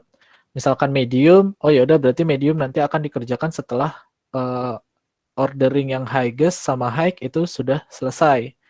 Terus juga ada low dan lowest. Nah, ini low dan lowest bisa jadi kayak ya fitur yang boleh ada boleh enggak kok nggak terlalu ngaruh, cuman kalau diadakan ya lebih bagus karena mungkin beberapa orang perlu. Nah, itu kayak gitu. Itu namanya prioritas dari si sebuah ini product backlog item ya kita ngomongnya. Ini namanya product backlog, sementara satuannya product backlog item. Jadi seperti itu. Mana tadi? Mana pertanyaannya? Oh ini. Udah jelas kan ya Dendi? Ini Miftah ngomong apa nih? Critical Pet? Oh, Critical Pet sus Manpro ya. Udah ya. Ada lagi yang pengen ditanya? Berat Pak ya. Woi, aduh jangan ngomongin dosen. Ini saya sensor ya. Dulu semester 3. Iya dulu Manpro nggak tahu sih ya. Kalau Manpro zaman gua ngambil semester 3 tuh susah-susah enggak sih ya. Ini ada si Iren juga nih, satu kelompok gua sama dia. Gimana yang jelasinnya? Kalau dibilang susah apa ya? Kemarin yang Manpro nggak tahu deh kalau Manpro sekarang ya. Kalau Manpro kemarin Abang kalau semester 3 berarti 2 tahun yang lalu. Tua sekali. 2 tahun yang lalu berarti itu sejenis ngitung-ngitung aja ya. Agak beda sih sama aja. Yang 12 metode manajemen proyek. Oh iya tuh, aduh aneh dah. Semua aneh, kebanyakan teori sumpah. Manpro kemarin ya, nggak tahu kalau Manpro sekarang. Ada lagi nih, dalam satu perusahaan biasanya butuh berapa Scrum Master Bang? Untuk lowongan pekerjaan Scrum Master apakah banyak? Maaf baru join. Kalau itu Jadi biasanya kalau dalam satu perusahaan, nggak satu perusahaan sih, biasanya satu proyek. Untuk satu perusahaan mungkin sedianya banyak kali ya. Karena gue juga nggak tahu kalau ngomongin satu perusahaan. Biasanya satu proyek. Jadi misalkan satu proyek itu butuhnya biasa aja. Satu product owner, satu scrum masters, dan satu development team. Nah nanti misalkan kayak tadi, ada permasalahan kayak tadi. Misalkan waktu udah mepet, tapi fitur ditambahin. Nah itu scrum master bisa ditambah. Dan development team juga ditambah. Jadinya orangnya lebih banyak, memang kosnya lebih besar, namun penyelesaian tugasnya atau penyelesaian proyeknya tetap on time. Kayak gitu. Untuk lowongan pekerjaan Scrum Master, kalau Scrum Master kayaknya masih kurang deh di Indonesia ya. Nggak tahu deh. Tapi kalau di Amerika, itu gaji Scrum Master masuk besar loh. Kalau nggak salah tuh per tahunnya bisa 63.000 dolar. Ya mungkin di sana udah maju ya. Kan kalau di Indonesia masih negara berkembang dan masih cukup sedikit yang make agile, rata-rata masih make tradisional, mungkin karena kurang juga kali ya, kurang peminat mungkin. Kayaknya nggak kurang peminat sih, sebenarnya peminatnya banyak, cuman nggak banyak yang tahu. Karena kemarin pas DTI buka aja tuh kayak, apa nih Scrum Master itu? Gue juga pertama kali, reaksi pertama kali gue denger Scrum Master gitu. Itu apa ya Scrum Master ya? Ya ternyata pas dipelajarin, oh ini adalah yang sebenarnya dibutuhkan di saat-saat sekarang gitu loh. Apalagi sekarang serba online kan. Jadinya ini memudahkan orang untuk mengerjakannya dari rumah gitu loh. Ketimbang kalian harus datang ke kantor, ngerjain gak jelas gitu loh. Kalau Scrum Master ini karena dicicil atau dibuat lebih kecil permasalahannya, the breakdown sedikit kecil demi sedikit demi sedikit, jadinya kalian ngerti, oh ini tugas gue ini dulu nih, oh tugas gue ini dulu sebelum sampai nantinya jadi yang lebih besar. Kayak gitu, Mas Aloy. dulu semester 3 itu nggak belajar agile, belajar waterfall, tergantung Dem. Iya dulu, kalau yang dulu semester 3 gitu, belajar pakai waterfall, terus juga ngitung-ngitung, aduh udah lupa lagi namanya apa tuh, pakai critical path tadi tuh yang disebut Miftah kalau nggak salah. Yang pakai agile jatuhnya waterfall, ada beberapa yang kayak gitu. Iya bener, tapi kalau pakai waterfall itu kurang bisa adaptif. Kalau kemarin sharing-sharing sama pengajarnya ya, biasanya sekarang tuh agile ya agile gitu, nggak pakai waterfall. Soalnya waterfall itu masih apa ya, kurang bisa adaptif, nggak bisa adaptif, cuman nggak bisa se apa tadi, fleksibel. Salah satu Scrum value, bukan Scrum value, salah satu nilai Scrum itu fleksibel dia. Jadi di mana tadi? Di sini kalau nggak salah. Aduh, nah kita lihat. Oh di PPT yang satunya. Fleksibel. Nah, nih kelebihan Scrum. Kelebihan Agile ya. Dia lebih fleksibel, transparansi, continuous feedback, better communication, dan juga lebih cepat. Kayak gitu. Ada lagi yang mau tanya? Nanya mulu ya Mas Alo ini, hebat juga. Iya, jadi masih ada Scrum Master yang belum sepenuhnya menguasai Agile ya, bener. Bener-bener ini, karena masih terbilang baru. Pertanyaan Alo ini yang terakhir Dem, paling. Ya udah, oke.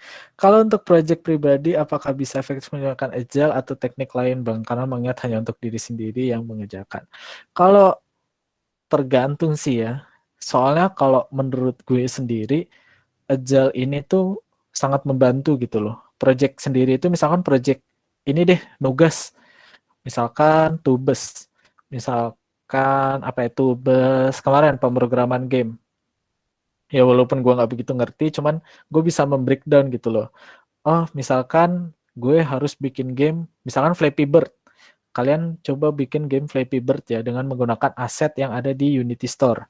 Oke, berarti kita breakdown dulu. Untuk membuat game di Unity kita butuh apa sih? Yang pertama butuh aset kan. Kita harus nyari aset itu adalah kayak gambar burungnya, gambar pipa-pipanya, gambar backgroundnya, gambar lantainya atau tanahnya itu kita harus nyari dulu.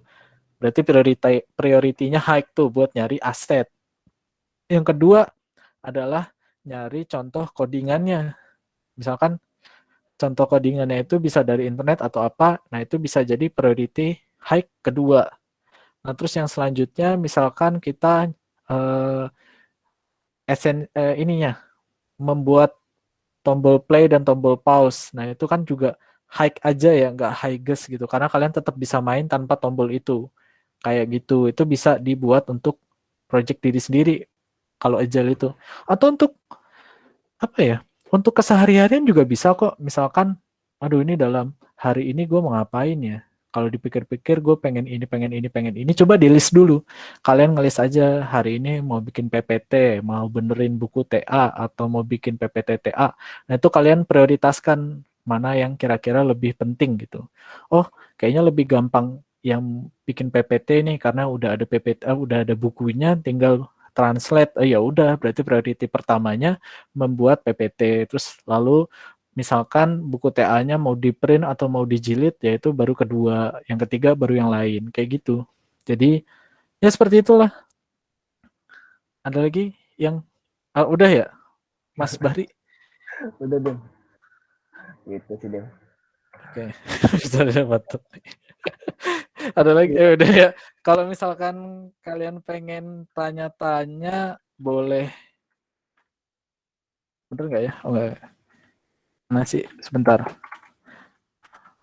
Nah ini bisa WA ke situ atau line. Bisa di kontak ya, boleh. Telepon juga boleh. Itu ya. Wah saya sering kayak gitu Bang, tapi selalu ada variabel pengganggu namanya Mas. Nah itu, namanya manusia wajar, cuman harus diminimalisir ya. Tim itu foto profilnya yang di Nagoya kah? Asa-asa pernah lihat? Kagak tahu ya, itu ngeliat aja, nyari di Google. Udah berarti saya kembalikan ke Mas Nopal Bahri. Itu jangan lupa ya kalau mau chat bisa ke line yang di malam 16 atau Bisa di copy paste tuh link wa.me-nya. Terima kasih. Terima kasih Mas Bima. Ini materinya bagus banget nih.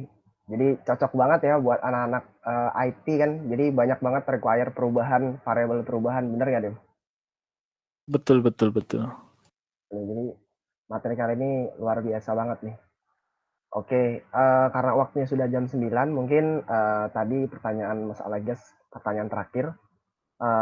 Terima kasih. Jangan nih, kita foto dulu, foto apa? Foto dulu kita buat kenang-kenangan kan. Kemarin kita lupa foto. Mungkin bisa di apa on cam teman-teman kameranya.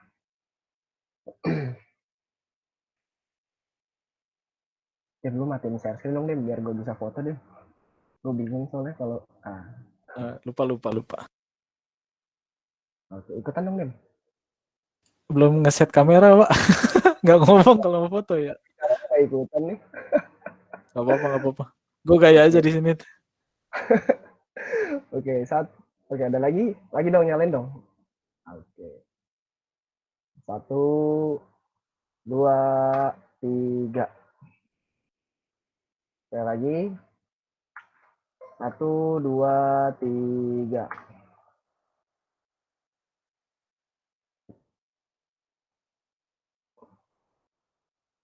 Oke, teman-teman. Kasih nih, udah kok nih ada nge-lag ya. Light shot gue ada nge-lag. Bentar. Oke. Apa ya? Terima kasih nih udah menyaksikan, udah hadir di acara kali ini. Mantap banget kan ya, pembawaan materinya dan pembicaranya keren banget nih dari anak DTI nih. Mungkin bisa kali Dem sedikit aja nih DTI ini apa maksudnya, ada bakal apa, karena kan teman-teman nih biar bisa ngikutin nih di semester 7 bisa mengikutin kesempatan emas ini gitu Dem, karena kemarin itu kan banyak banget ya, mungkin kurang sosialisasinya mungkin Dem, beberapa kurang. Jadi teman-teman di sini mungkin bisa ikut ada apa aja sih Dem divisi-divisinya gitu, mungkin kayak Nah, jadi buat teman-teman info aja sedikit nih. Jadi DTI itu singkatan dari Digital Talent Incubator, di mana diselenggarakan sama PT Telkom Indonesia. Nah, jadi DTI ini adalah sebuah wadah inkubasi untuk teman-teman menjadi seorang digital talent. Jadi digital talent itu kemarin ada 9 skill set. Salah satunya Scrum Master, terus ada front end, ada Android, ada back end, ada data scientist, ada software documenting, ada software quality assurance, dua lagi apa ya? Pokoknya ada dua lagi itu. Nah, teknik apa? operator. Oh iya betul tuh. Nah, mobile udah tadi. Ya pokoknya itu ada 9 kemarin skill setnya.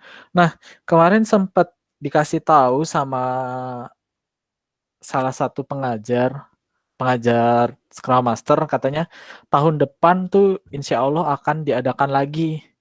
Nah, mungkin kenapa gua menyuruh kalian untuk ikut, salah satunya adalah di sini dipantau langsung sama PT Telkom Indonesia. Jadi kalian akan dipantau langsung nih perkembangannya, dan bisa jadi dapat kesempatan untuk magang di PT Telkom. PT Telkom loh ya, bukan Telkom University. Magang di PT Telkom, dan juga ada kesempatan untuk menjadi karyawan tetap melalui program magang tersebut. Jadi kalian nanti kelas dulu selama 3 bulan, itu dibiayai loh 3 bulan. Dan kalau per bulannya 600.000, kan lumayan kan. Nah itu apa ya, salah satu kelebihan mengikuti DTI. Habis itu kenapa gue menyarankan ini? Yang pertama adalah saran-saran selanjutnya itu karena kalian bisa menjadi karyawan tetap Telkom tanpa harus tes yang lain-lainnya. Itu kan banyak tuh buat masuk ke Telkom, PT Telkom itu banyak banget jalannya. Cuman mereka tuh agak ribet karena saingan kalian itu banyak banget. Dan mungkin ini sedikit kabar buruk ya buat kalian, karena tahun depan katanya mau dibuka secara nasional. Jadi kalau yang kemarin itu cuman beberapa universitas aja, dan rata-rata yang diterima itu dari 1.300 orang kalau nggak salah. Enggak, apa 500 orang, 500 orang. Jadi yang daftar itu ada 1.300 dan diterima itu ada 500-an orang. Itu aja cuman menyangkut kalau nggak salah Telkom, ITB, terus ada Telkom Purwokerto itu, terus ada lagi beberapa gitu. Tapi itu mereka nggak banyak, hampir 50% ke atas itu dari Telkom University. Jadi buat tahun depan mungkin kalian harus lebih persiapannya lebih matang lagi. Misalkan pengen jadi Scrum Master, oke, boleh dipersiapkan dari sekarang. Apabila pengen jadi data scientist dipersiapkan, ataupun jadi yang lain dipersiapkan dari sekarang aja. Karena lumayan loh di PT Telkom. Misalkan kalian nanti resign pun, kalian udah punya portofolio gitu, ataupun jejak nama kalau kalian pernah diakui PT Telkom sebagai salah satu karyawannya. Itu di CV bisa bernilai mahal banget. Mungkin itu aja sih masukan dan saran dari gue. Oke, makasih Dema. Pokoknya jangan sampai nggak ikut lah ya Dem. Karena Yoi, betul. nggak ikut ya Dem ya. Ya, semoga saingannya nggak nasional ya, kayak yang diomong-omongin. Oke, amin. Karena banyak ya dari Telkom yang diterima. Iya, jadi harus semangat deh kalian. Oke, paling gitu aja. Diingatkan lagi untuk acara ini kan salah satu kegiatan dari RGCA, jadi kalau bisa hadir semua teman-teman. Terus mungkin kedepannya bakal ada session lagi, ditunggu aja. Jadi di sini kita nggak ada yang ngerasa paling pintar ya, gitu sih. Paling untuk Dema kita tunggu lagi di tahun depan, mungkin udah intern di Telkom ya nih ya. Ilmunya bakal lebih banyak lagi nih ya. Keren banget nih kan. Oke, paling gitu. Satu deh mungkin motivasi nih terakhir banget, motivasi dari lo ada nggak nih dari teman-teman, untuk teman-teman gitu, motivasi Motivasi. Gini, mungkin di benak kalian, karena beberapa teman gue yang seangkatan juga banyak yang merasakan, karena kalian nggak bakat di codingan atau bakat mengcoding atau bakat menjadi programmer, bukan berarti jalan kalian tuh udah hancur gitu, udah mati. Contohnya gue ya bisa dibilang gue nggak begitu suka ngoding lagi sekarang, makanya Scrum Master adalah salah satu pelarian gue. Jadi karena gue lebih senang untuk berinteraksi dengan orang, bekerja sama dengan orang, memplanning sesuatu. Kan dulu kepanitiaan aktifnya juga jadi anak acara, jadinya ya gue pengennya tuh lebih yang ke passion gue yang sudah tidak lagi ngoding. Jadi kalian kalau nggak jago ngoding, nggak bakat ngoding, ya manfaatkan passion kalian yang ada gitu. Karena jalan kalian belum tentu mati kok. Banyak kok yang keluar dari sini nggak mengikuti jalan ngoding tapi masih hidup kok. Jadi kalian tetap semangat ya. Iya, betul sekali. Oke, terima kasih Mas Dema atas motivasinya. Mungkin kalau dari saya penutup nih, karena ngebahas Scrum Master, mungkin jangan meleng lah ya di matkul Manpro sama IMM. Mungkin kemarin juga gue sempat meleng gitu kan, terus tiba-tiba pas belajar Agile Scrum, belajar Agile lah ya, belajar Agile tuh kayak rasa wah kayak ini pernah belajar di Manpro, cuman gue nggak begitu dengerin waktu itu. Terus di IMM juga, wah IMM itu kan ada belajar product backlog sama sprint backlog, itu diterapin banget kan, pakai Trello kalau nggak salah ini. Itu kita sama sekali meleng gitu kan dulu. Jadi pokoknya jangan meleng lah ya di matkul itu, karena cukup bagus juga di matkul tersebut tuh, bagus juga. Jadi didengerin lah ya. Itu bisa diterapin di seluruh tugas kalian gitu, kayak di Basdat, di DPPL, di lain sebagainya, program mobile atau program game tadi kan kayak Mas Dema gitu. Oke, paling gitu aja. Ditunggu di acara selanjutnya teman-teman. Terima kasih Mas Dema juga, terima kasih teman-teman juga udah hadir. Sekian dari saya tutup. Wassalamualaikum warahmatullahi wabarakatuh. Waalaikumsalam. Terima kasih semuanya. Terima kasih semuanya. Teman-teman sudah hadir. Terima kasih Abang. Yoi. Terima kasih Bang. Makasih Bang ilmunya. Yuk. Ya Bang ya. Terima kasih Bang. Yuk. Walaupun saya datang telat tapi saya. Oke Mas Aloy. Sama-sama. Iya, hati-hati kalian yang mau live. Hati-hati. Kayak lagi offline ya. Udah malam nih. Ntar lagi lab ditutup, pulang-pulang. Hati-hati di jalan. Saya ingat malas lah ngoding seperti Bang Dima. Nah, bagus. Hamzah. Motivasi yang sangat baik.